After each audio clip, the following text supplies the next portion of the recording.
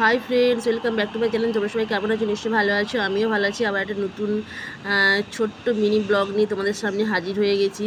তো দেখো, মানে সকাল থেকে একদম ব্লগ বানাতে পারছি না, এত গরম, মানে আমি কিছু করতেই পারছি না। মানে কি করে তোমাদের দেখাবো যে কি করছি না করছি। তার জন্য আমি সকাল থেকে কোনো ব্লগ করছি না। সন্ধ্যেবেলায় হাজব্যান্ড বাড়িতে ছিল, তো ও বললো একটুখানি পকোড়া ভাজো। তার জন্য আমি সকালবেলায় ম্যারিনেট করে রেখেছিলাম মানে চিকেনটা। তো এত সফট হয়েছিল কি বলবো এই পকোড়াটা। তারপরে আমি ভেজে নিলাম। তো তারপরে আমি ওকে বললাম যে তোমরা বসো, আমি আসি। তো আমি সেই মতো সেখানে পকোড়া নিয়ে আসলাম আর একটু কোল্ড ড্রিঙ্কস নিয়ে আসলাম।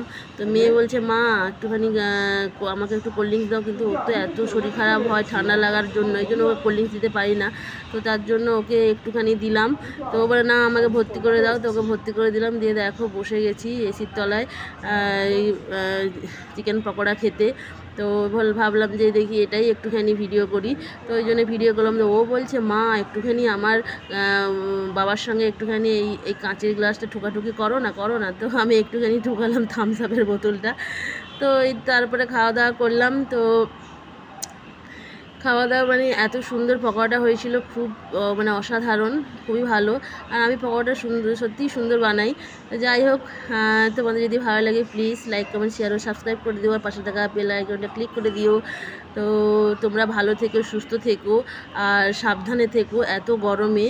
তো মানে গরমে যখনই বেরাবে তখনই জল আর সব কিছু নিয়ে বেরাবে, কারণ এত রৌদ্র পড়ছে, মানে বাইরে না গেলেও কোনো যারা কাজ বাজ করে তারা বাইরে না গেলেও হয় না। তো কিছু করার নেই, যারা বাড়িতে আছে তারাও সেফটি থাকো, যারা বাইরে বেরাও তারাও হচ্ছে মানে সমস্ত কিছু নিয়ে বেরাও, ভালো থাকো। তো আর কি বলবো, বড়দের প্রণাম, ছোটদের ভালোবাসা জানিয়ে এখানেই আমার ব্লগটা শেষ করছি। চলো টাটা, বাই বাই। আবার অন্য কোনো ব্লগে তোমাদের সঙ্গে দেখা হবে।